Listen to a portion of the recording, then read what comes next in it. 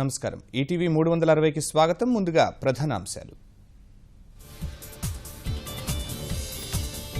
పటిష్ట బందోబస్తు మధ్య 3 జిల్లాల్లో ఎమ్మెల్సీ పోలింగ్. ఓట్లేసిన కడప, కర్నూలు, నెల్లూరు జిల్లాల ప్రజాప్రతినిధులు.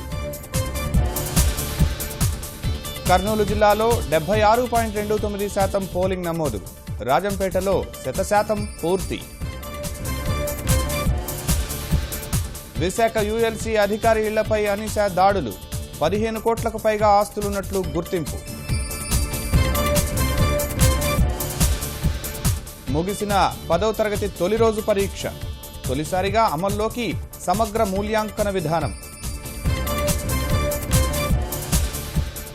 రాష్ట్రంలో తొలిసారిగా ఏర్పాటు కానున్న స్లీప్ ల్యాబ్.